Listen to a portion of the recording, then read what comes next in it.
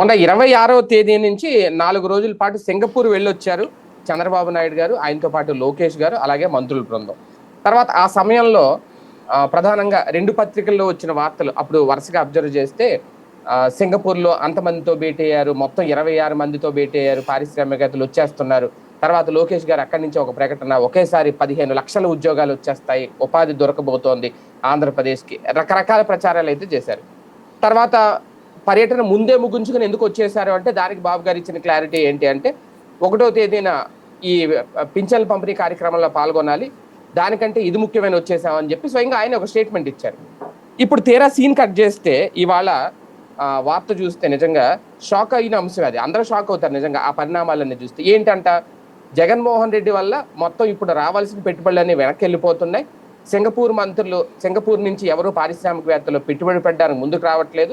కారణం ఏంటంటే జగన్మోహన్ రెడ్డి అప్పట్లో సింగపూర్ మంత్రుల్ని బెదిరించారట. ఇప్పుడు ఆ అంశం నిన్న సమావేశంలో మంత్రులతో చెప్పారంట చంద్రబాబు నాయుడు గారు. అది అసలు అప్పటికి ఇప్పటికి ఏమన్నా పొంతనుందా, లేదు నిజంగా మంత్రుల్ని జగన్మోహన్ రెడ్డికి బెదిరించుండుంటే అప్పుడే రాగానే అప్పుడే చెప్పొచ్చు కదా, ఇప్పుడు ఎందుకు చెప్పారు? ఇది ఎవరిని కన్ఫ్యూజ్ చేయడానికి ఏది నిజం అనేది అయితే అర్థం కావట్లేదు. అదే అంశం మీదే ఇవాళ మన చర్చ.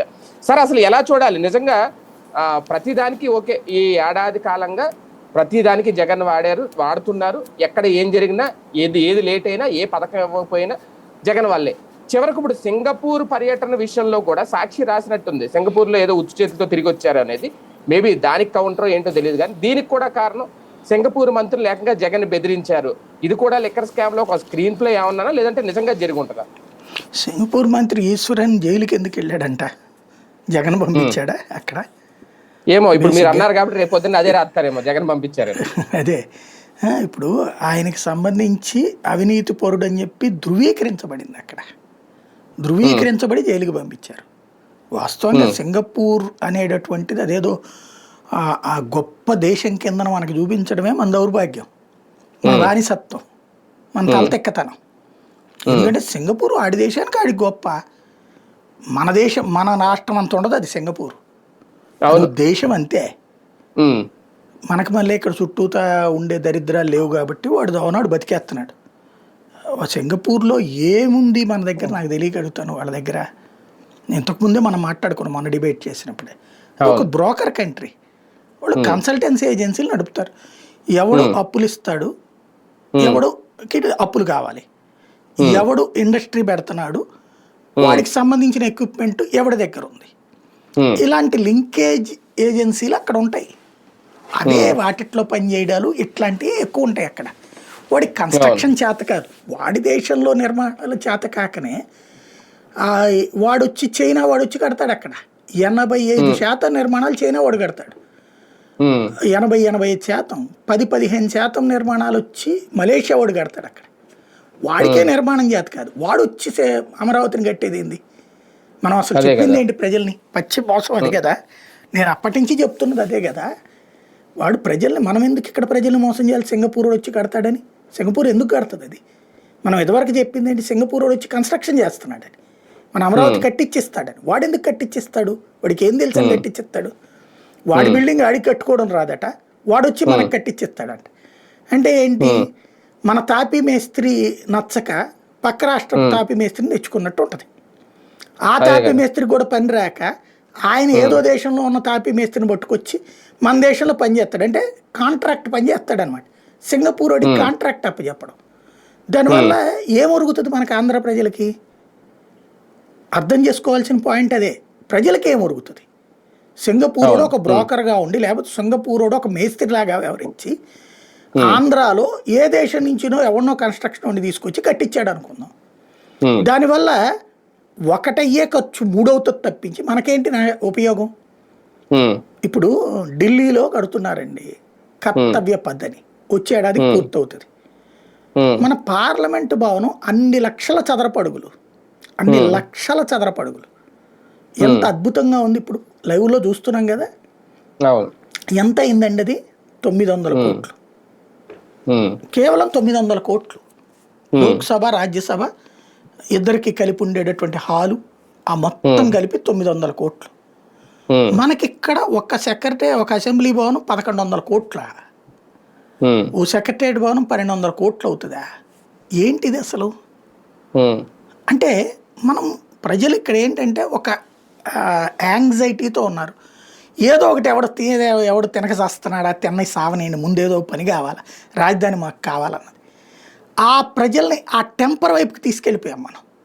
ఎవరు చేసింది ఇది? ఇదే ప్రభుత్వం కదా. 14-19లో ఎందుకు కట్టలేదు? ఎవడు కట్టద్దు అన్నాడు మిమ్మల్ని? ఎవడు ఆపాడు? అవును. ఆ రోజున సింగపూర్కి జగన్ పంపించలేదు కదా. ఉమ్, ఎందుకు కట్టలేదు ఆ రోజున? అంటే డ్రాగ్ చేశారు. లైక్ 99 ఎన్నికలప్పుడు ఎట్లా అయితే హైటెక్ సిటీ బొమ్మను చూపించి మళ్ళీ మేము గెలిస్తే తప్పించేది పూర్తి కాదని చెప్పారు, అట్లాగ ఒక డ్రాగ్ చేశారు. ఉమ్, ఆ డ్రాగ్ కాస్త ఎదురు తిరిగేటప్పటికి అది కాస్త అందులో ఉన్నటువంటి డొల్లతనాలు బయటకు వచ్చినాయి. సింగపూర్ రోడ్డు దగ్గరికి ఇప్పుడు సింగపూర్ ఎందుకు భయపడాలి నాకు తెలియగడుతున్నాడు, ఏ తప్పు చేయలేదండి. ఇంకొకటి, ఒక దేశాన్ని వేధిస్తే ఆ దేశ ప్రభుత్వం భారత ప్రభుత్వానికి కంప్లైంట్ చేస్తుంది. ఏందా మీ దేశం నుంచి ఆఫ్టర్ ఆల్ రాష్ట్రానికి సంబంధించినటువంటి సిఐడి అధికారులు వచ్చి మా దేశం వాళ్ళని ప్రశ్నిస్తారని ఎందుకు అడగల? ఎందుకు కంప్లైంట్ చేయాల?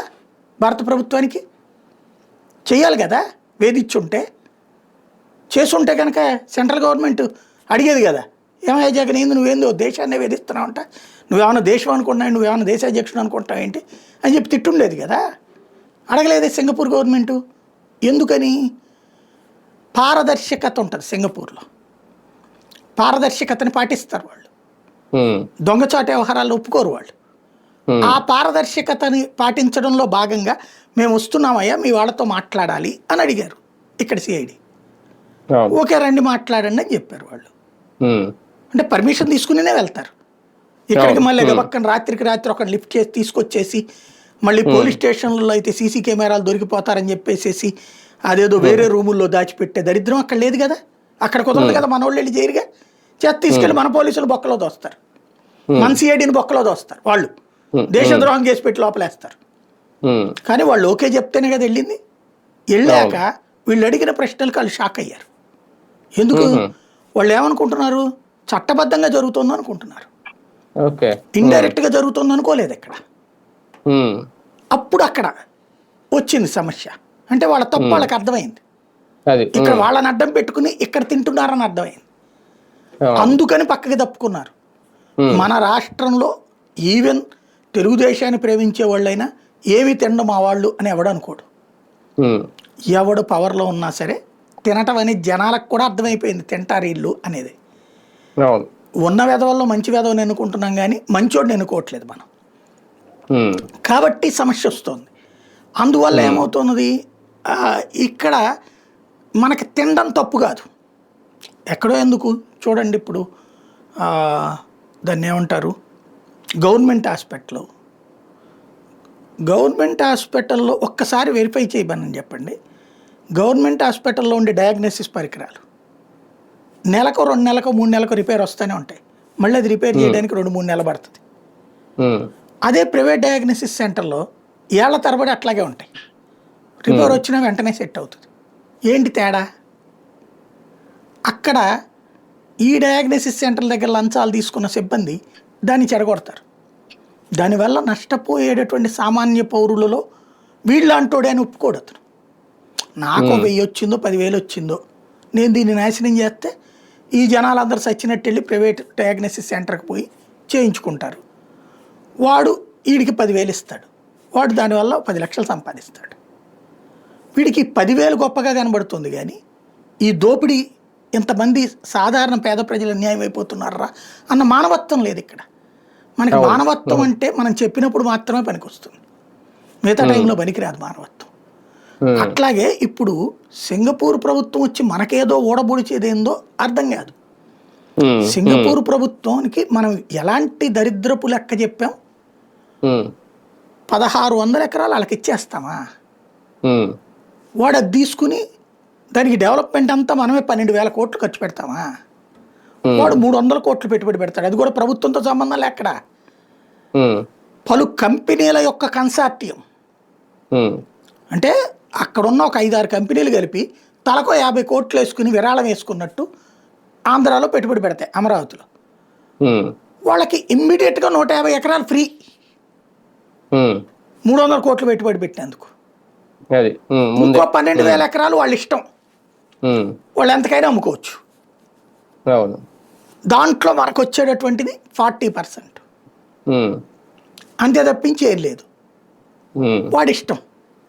అసలు ఎక్కడన్నా ఉంటుందా ప్రపంచంలో ఇట్లాంటివి? ఎంత సరే 1200 వాస్తవానికి కోట్లు ఇంతకు పెట్టి ముందు మనం డెవలప్ చేయడం ఏంటి, 300 కోట్లు పెట్టి వాడు 60% డబ్బులు తీసుకోవడం ఏంది?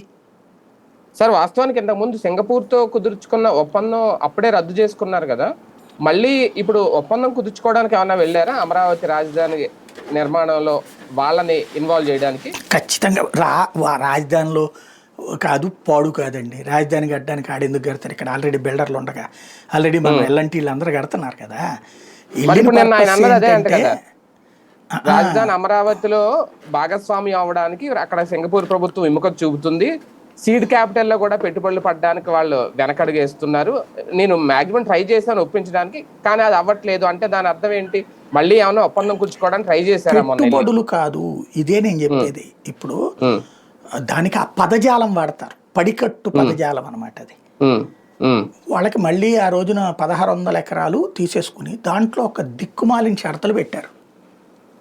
అంటే సింగపూరు కంపెనీల ప్రయోజనాల కోసం ఆంధ్ర ప్రజల యొక్క ప్రయోజనాల్ని తాకట్టు పెట్టేశారు. ఓ రకంగా చెప్పాలంటే వీళ్ళు ప్రమాణం చేస్తారు చూడండి, సార్వభౌమాధికారాన్ని కాపాడతామని. భారత సార్వభౌమాధికారాన్ని సింగపూర్కి తాకట్టు పెట్టేశారు ఆ రోజున. ఎట్లాగా? ఎలాగా? దాన్ని తీసుకెళ్ళి వాడంట ఇదే ఇందాక చెప్పినటువంటి షరతుల ప్రకారం భూమి ఇస్తారు. అది అవినీతి అనేది ఓపెన్ సీక్రెట్ అది. ఎందుకంటే 1200 కోట్లు మనం ఖర్చు పెట్టడం ఏంటి, 300 ఖర్చు పెట్టినటువంటి వాడికి తీసుకెళ్లి 60% వాటా 50% పైన వాటాలు ఇవ్వడం ఏంటి? అక్కడే పెద్ద కుంభకోణం అది. దాన్ని తర్వాత వచ్చేవాడు ఎట్లా క్యాన్సిల్ చేస్తాడు కాబట్టి, క్యాన్సిల్ చేస్తే 150 రెట్లు డబ్బులు ఇవ్వాలట, 150%. అంటే 10 లక్షల, అది టోటల్ కాస్ట్ 12,000 కోట్లు అనుకున్నారు అనుకోండి, మనం వాడికి ఏది 18,000 కోట్లు చేతికి ఇవ్వాలి. వాడికి 1200 కోట్లు అనుకుంటే 1800 కోట్లు ఇవ్వాలి, వాడికి ఇవ్వాలి ఫ్రీగా, ఇది క్యాన్సిల్ చేసుకున్నందుకు. లేదు దాంట్లో మార్పు చేర్పులు చేసుకున్నా సరే ఫుల్ అమౌంట్ వాడికి ఇచ్చేయాలి. ఏది వాడు పెట్టిన 300 కోట్లు కాదు, టోటల్ అమౌంట్, ప్రాజెక్ట్ అమౌంట్ కాకుండా దాని మీద లిటిగేషన్స్ ఏదన్నా అంటే వాడు తప్పు చేస్తున్నాడు, వాడు ఒప్పందానికి విరుద్ధంగా చేస్తున్నాడు అని తెలిసింది అనుకోండి మనకి, దాని మీద కేసు ఇక్కడ పెట్టకూడదు ప్రభుత్వం, ఏసీబీనో వీళ్ళు ఇంగ్లాండ్ కోర్టుకి వెళ్ళి మధ్యవర్తిత్వ కోర్టులో కేసేసుకోవాలి. అక్కడ అయ్యా మేము ఇట్లాంటి ఒప్పందం చేసుకుంటే సింగపూర్ మమ్మల్ని మోసం చేసిందే కన్సార్టీము అని చెప్పి ఇంగ్లాండ్ కోర్టులో వేస్తే, ఇంగ్లాండ్ కోర్టోడు మన దేశంలో మన అమరావతిలో సింగపూర్ ప్రభుత్వంతో ఉన్న దాని మీద ఆడు తీర్పిస్తాడు. ఇంతకంటే దౌర్భాగ్యం ఇంకేమైనా ఉంటుందా? అంటే మన తలకాయ తీసుకెళ్ళి ఇంగ్లాండ్ వాడి చేతిలో పెట్టేది ఏంది? అసలు ఇంగ్లాండ్ కోర్టులో పెట్టడం ఏంది? వాస్తవంగా ఆ రోజునే కేంద్ర ప్రభుత్వం రిజెక్ట్ చేయాలి. వాళ్ళకి బుర్ర తక్కువ, పట్టించుకు సావాలా, లేదా సుప్రీంకోర్టుకి వెళ్ళి దాని మీద అసలు వెయ్యాలా పిటిషను. వీళ్ళకేమో లీగల్ నాలెడ్జ్ లేదు, వదిలిపాడేశారు. అంత దౌర్భాగ్యమైనటువంటి దాన్ని అంత అంటే ఓ రకంగా చెప్పాలంటే ఇక మన పీక తీసుకెళ్ళి వాళ్ళ చేతికి ఇచ్చేశారు. జగన్ని ఒక్క విషయంలో ఒప్పుకోవాలి, ఒక్క మగాడని ఒప్పుకోవాలి. మీరు అబ్జర్వ్ చేస్తే ఆ టైంలో దాని పేరేంటది, ఇక్కడ కనకదుర్గ ఫ్లైఓవర్ గుర్తుంది కదా, వాడు ఒక బోగస్ కంపెనీ, అది పెద్ద నష్టపోయిన కంపెనీ, వాడి దాంట్లో డబ్బులు లేవు, వాడు చివరికి వాడి దాంట్లో అకౌంట్లో డబ్బులు వేసేస్తే బ్యాంక్ వెళ్ళిపోతుంది, బ్యాంక్ తీసేసుకుంటుంది. కాబట్టి అట్లాంటి కంపెనీ వద్దని చెప్పిన బలవంతంగా వాడికే ఇప్పించారు కేంద్రంతో పలుకుబడి, ఇది కూటంలో ఉన్నాం అన్నటువంటి పేరుతో. వాడు ఏం చేశాడు, వేరే అకౌంట్ తెస్తాను నేను, ఆ అకౌంట్లో డబ్బులు వేయండి అంటాడు. అట్లా ఇవ్వడం రూల్స్ ఒప్పుకోదని నితిన్ గడ్కరీ పదే పదే చెప్పాడు. అయినా సరే వాడికే ఇప్పించారు. ఏమైంది ఫలితం? వాడు మధ్యలో ఆపేసి కూర్చున్నాడు. నువ్వు నాకు డబ్బులు అట్ట వేరే అకౌంట్లో ఇస్తేనే చేస్తాను అంటే బెదిరింపాడు, నువ్వు అట్లా ఇస్తేనే పూర్తి చేస్తానని. అయిపోయింది కదా అప్పుడు. దానికి ఎవరిని తిడతా వచ్చారు వీళ్ళు? గడ్కరీని వీళ్ళని తిడతా కూర్చున్నారు 18 నుంచి 19. ఇక అది సాధ్యం కాదు అని చెప్పేశారు. మరి అదే జగన్ వచ్చాక ఏడాది తిరిగేటప్పటికి ఎట్టగట్టాడు అన్నాడు, చొక్కా పట్టుకుని కట్టించాడు. అది అదేదో సోమా బిల్డర్స్ ఏదో అన్నారు అప్పుడు. ఉమ్, కట్టాడుగా, ఆడే పూర్తి చేశాడుగా, ఉమ్, పూర్తి చేసుకుని బిల్లు తీసుకుపోయాడుగా. ఉమ్, బెంచ్ సర్కిల్ ఫ్లైఓవర్ మధ్యలో ఆగింది కదా అప్పుడు, ఉమ్, అది కూడా ఇట్లాగే కదా, లీగల్ లిటిగేషన్స్, ఇదే పైసలు లిటిగేషనే కదా. మరి జగన్ వచ్చాక పూర్తి చేయించాడు కదా అది. ఉమ్, అట్లాగే ఈ సింగపూర్ దాంది నిజంగా అది కనుక వాళ్ళు ఆ పెట్టిన షరతు ప్రకారం ఇంప్లిమెంట్ అయితే దగ్గరగా 2-3 వేల కోట్లు మనం నష్టపోవాల్సి వచ్చేది, వాడికి ఫ్రీగా ఇవ్వాల్సి వచ్చేది. ఉమ్, 1000 కోట్లు. ఎందుకు? ఆ షరతులో రాసి ఉన్నది కాబట్టి వాళ్ళు లీగల్గా వెళ్తే. జగన్ దాని మీదన సిఐడి కేసు పెట్టారు కాబట్టి, సిట్ కేసు పెట్టి సిఐడి వాళ్ళు వెళ్ళి విచారించారు కాబట్టి ఆడు భయపడి క్లెయిమ్ చేయలే. ఆ ఆస్పెక్ట్ ఉమ్, క్లెయిమ్ చేయలే, లేకపోతే ఆడు క్లెయిమ్ చేసేవాడు, వీళ్ళు ఇచ్చేవాళ్ళు డబ్బులు, ఉమ్, ఇవ్వాల్సి వచ్చేది. ఇంటర్నేషనల్ కోర్టుకి వెళ్తే ఇవ్వాల్సి వస్తుంది, ఇంగ్లాండ్ కోర్టుకి వెళ్తే. వాడికి అరే నువ్వు ఇదిగో అవినీతి పరుడివి, నీ దేశంలో కూడా నీ మీద కేసు పెడతాం అని చెప్పారు వీళ్ళు. మా దేశంలో అవినీతి ఎట్ట చేస్తారు నువ్వని, అందుకనే ఆగిపోయాడు వాడు. దానికి సజీవ సాక్ష్యం ఈశ్వరన్, నిజాయితీ పరుడు అతను. పోనీ తప్పుడు కేసులు పెట్టడానికి ఇండియా కాదుగా, సింగపూరేగా. అవును, కరెక్ట్ కేసే అని నేను తేలిందిగా ఉమ్, అతనికి సంబంధించి. ఇంకా అతన్ని వెరిఫై చేస్తే చాలా ఉంటాయి. ఉమ్, ఉమ్, సింగపూరు దాన్ని ఏమంటారు, ఓ రకంగా పబ్లిక్ అక్కడ అవినీతిని అంగీకరించరు. ఉమ్, నాయకులు తెలివిగా ఆ దేశంలో అవినీతి చేయట్లా, ఉమ్, వేరే దేశాలు అవినీతి చేస్తున్నారనడానికి సాక్ష్యం ఈశ్వరన్. ఈశ్వరన్ ఎంత మోసాం మనం, గొప్పోడు దేవుడు అనేసి. ఉమ్, వాస్తవంగా సింగపూర్ ప్రభుత్వానికి నేను ఇంతకుముందు కూడా చెప్పినట్టు, సింగపూరు గొప్ప పుడింగ్ ఏం కాదండి. ఉమ్, మన బెజవాడలో పంజా సెంటర్ ఎట్ట ఉంటుందో అట్లాంటి ఏరియా, చైనా బజార్ లాంటి అక్కడ తెచ్చినాయి, అంతే. సేమ్ ఉన్నాయి అక్కడ. ఉమ్, ఉమ్, మంచి రోడ్లు మన దగ్గర బీఆర్టీఎస్ రోడ్డు, లేకపోతే వైజాగ్లో బీచ్ రోడ్డు ఎట్లా ఉన్నాయి అట్లాంటి రోడ్లు ఉన్నాయి అక్కడ. ఏం మనకంటే అదేం డిఫరెంట్ కాదు, ఉమ్, మొత్తం అంతా రూపాయి కలిసి రేట్ ఎక్కువ 780 అంతే. చదరపు కిలోమీటర్లు అంట. ఉమ్, దాని కెపాసిటీ మన విశాఖపట్నానికి ఎక్కువ, హైదరాబాద్ ఎక్కువ అది అంతే. ఒక ఆఫ్టర్ ఆల్ ఒక సిటీ రేంజ్ దాన్ని అదేదో అసలు ఇక ప్రపంచాన్ని నడిపించేటటువంటి గొప్పోళ్ళు వస్తున్నారు. నేను చెప్పేది ఏంటంటే, బ్రిటిష్ వాడి గురించి ఇక్కడ ఎంత గొప్పగా చెప్పి పుస్తకాల్లో, దిక్కుమాలిన పుస్తకాల్లో రాశారో, అట్లాగే మనకి ఈ తరంలో ఇంత చదువుకుని ఇంత టాలెంటెడ్గా ఉన్న రోజుల్లో మనోళ్ళు 193 దేశాల్లో ఉద్యోగాలు, ఉపాధి అవకాశాలు పొంది అక్కడ కంపెనీలు పెట్టి బ్రతుకుతున్న రోజుల్లో సింగపూర్ అనేది ఏదో గొప్పది, అది లేకపోతే అమరావతి బాగుపడదు అనేటటువంటి విచిత్ర ప్రచారం ఎందుకు? Singapore one of the contractor లాంటోడు, వన్ ఆఫ్ ద కాంట్రాక్టర్ అంతే. వాడిని దేవుళ్ళని చెయ్యొద్దు. అదేమంటే వెంటనే వాళ్ళ దేశంలో చాలా ఇది ఉంటుంది, సివిక్ సెన్స్ ఉంది అక్కడ. రోడ్డు మీద పోయరు, రోడ్డు మీద పడేయరు, పార్కింగ్ దగ్గరికే వెహికల్స్ వెళ్ళి పార్క్ చేస్తారు, అట్లాగే ఇవన్నీ ఉంటాయి, డిసిప్లిన్. ఇక్కడ నువ్వు పాటించు, ఇక్కడ పబ్లిక్ ని పాటించమని చెప్పు. ఇక్కడ పబ్లిక్ అట్లా పాటిస్తున్నారా? లేదు కదా. అది మనలో వచ్చిన, మనకున్న స్వేచ్ఛ ఇంకెక్కడా లేదండి ప్రపంచంలో. అమెరికాలో అడ్డదిడ్డంగా ఎదురెళ్తా ఊరుకుంటారా? మనకి ఇక్కడ బండి ఎదురెళ్తారు. అక్కడ పార్కింగ్ ఉందంటే, నేను దుబాయ్లో చూసింది, సింగపూర్లో నేను తిరిగింది 2 దేశాలు. ఇక్కడ ఒక వెహికల్, అక్కడ ఒక వెహికల్, మధ్యలో 2 వెహికల్స్ వెళ్ళేంత గ్యాప్ ఉంటుంది. కానీ మధ్యలో దూరిపోరు మనకి. మళ్ళీ మనకి ఇక్కడ ఇట్లా టర్నింగ్ తిరుగుతున్నప్పుడు కూడా కారోడికి గుండె అరచేతుల్లో ఉంటుంది. ఆ టర్నింగ్ తిరుగుతున్నప్పుడు కూడా ఇట్లా దూరతాడు 2 వీలర్. అది తగులుతుందిరా అని అనలేడు, నువ్వు లోపల నుంచి ఏమడుగుతాడు? ఇది సివిక్ సెన్స్. సివిక్ సెన్స్ అనేటటువంటి దాన్ని నువ్వు ప్రమోట్ చేయి, తప్పులే. సివిక్ సెన్స్ ఉంది కాబట్టి అది గొప్ప దేశం అనక. అక్కడికి వెళ్ళి వాస్తవంగా మనోడు బతకడానికి ఇబ్బంది, ఇక్కడ స్వేచ్ఛ అనుభవించినోడు అక్కడ బతకలేడు ఓ రకంగా. కాబట్టి ఇదేదో గొప్పవారి గోత్రాలు పెరుమాళ్ళకి కానీ అట్లాంటిది సింగపూర్ అంటే అద్భుతం అనేటటువంటి అమాయకత్వం నుంచి బయటికి రావాలి. కానీ ఇక్కడ మంత్రి ఈశ్వరన్ మీద ఉన్న అవినీతి కేసుల వల్లే ఇప్పుడు జగన్ ఒక క్రిమినల్, దానివల్లే సింగపూర్కి మనకి మధ్య సంబంధాలు దెబ్బతినేసి ఇప్పుడు మళ్ళీ అవి పునరుద్ధరించుకోవాలంటే మంత్రులు ఇక్కడి నుంచి సింగపూర్ పంపించి వాటిని పటిష్టం చేసేలాగా నేను చేయబోతున్నాను అని చెప్పడానికి కారణం అదేనా? సింగపూర్కి వీళ్ళు ఎంత ఎక్కువగా ప్రయారిటీ ఇస్తారో, వీళ్ళని అంత అవినీతి పరులని జగన్ చెప్పడానికి ఉపయోగపడుతుంది. జగన్కి ఒక అవకాశం ఏమో. జగన్కి అవకాశం ఇచ్చినట్టు అవుతుంది. సింగపూర్లో మన రాజకీయ నాయకులు 2-3 పేర్లు చెప్పి వాళ్ళ హోటల్ ఏదంటే చూపెడతారు తెలుసు అక్కడ. ఓకే. అక్కడ సింగపూర్లో నేను పేరు చెప్పడం ఎందుకు కానీ మా దేశానికి సంబంధించిన ఈ నాయకుడు హోటల్ ఉందంట కదా ఎక్కడ అంటే అదిగో చూపెడతారు అక్కడ. అంటే పెట్టుబడులు అక్కడ పెట్టారు వీళ్ళు. సింగపూర్ వాడు మన దగ్గర ఏం పెట్టుబడి పెట్టడండి, మనం వెళ్ళి అక్కడ పెట్టుబడి పెడతాం, మనం అక్కడ పెట్టుబడి పెడతాం. మనం వెనకాల వెళ్ళే వాళ్ళు అక్కడ ఏదో పెట్టుబడి పెడతారు. వాస్తవంగా పెట్టుబడి పెట్టడానికి అక్కడ ఉండేటటువంటి రూల్స్ని కొంత లిబరల్గా ఇస్తారు మనకుండే ఈ ర్యాపోల వల్ల. రాష్ట్రాల ముఖ్యమంత్రులు ఎప్పుడన్నా విదేశీ పర్యటనకు వెళ్ళారంటే వాళ్ళ ద్వారా మన రాష్ట్రాలకు వచ్చే ప్రయోజనం 20%.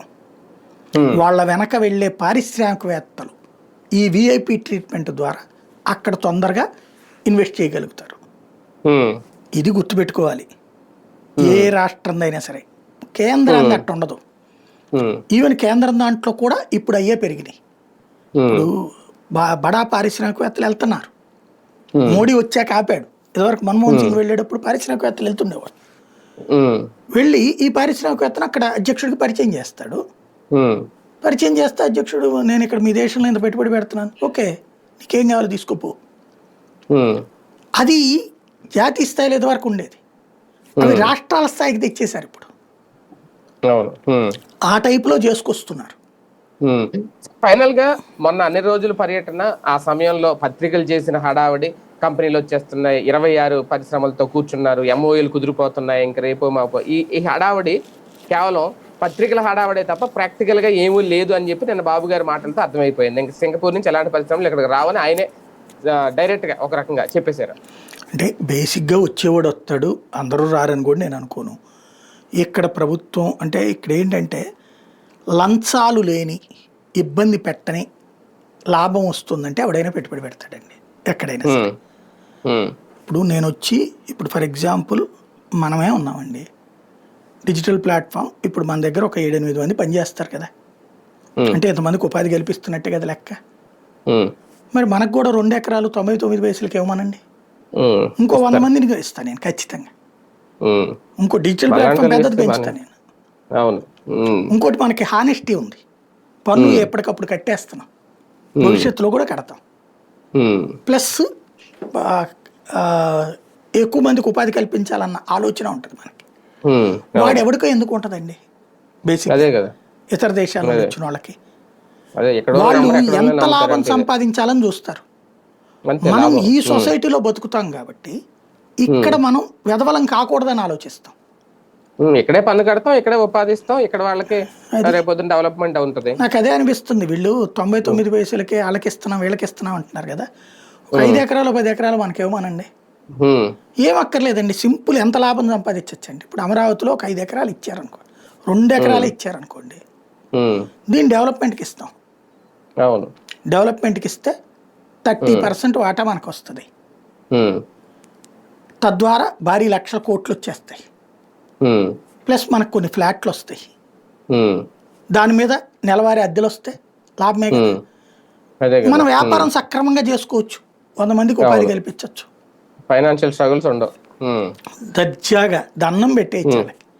2 ఎకరాలు మనకేమోనండి, ఇక్కడ వాళ్ళకి ఎవరు ఇవ్వట్లేదు. కావాలంటే పెద్ద బొమ్మ కూడా పెడదాం అక్కడ, వీళ్ళ వాళ్ళని వీళ్ళ ఆశీస్సులతో అని చెప్పేసి చెయ్యరు. రైట్, చూద్దాం. మొత్తానికి సింగపూర్ పర్యటనకు సంబంధించి ఎట్టగేలకు దాదాపుగా 10 రోజులకైతే ఒక క్లారిటీ అయితే ఇచ్చారు.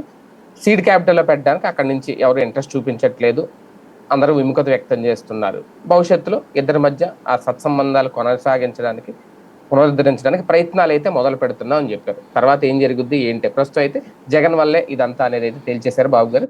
ఇది ఎంతవరకు ప్రజల్లోకి తీసుకెళ్లే ప్రయత్నం చేస్తారు రేపొద్దున్నది నేను చూడండి.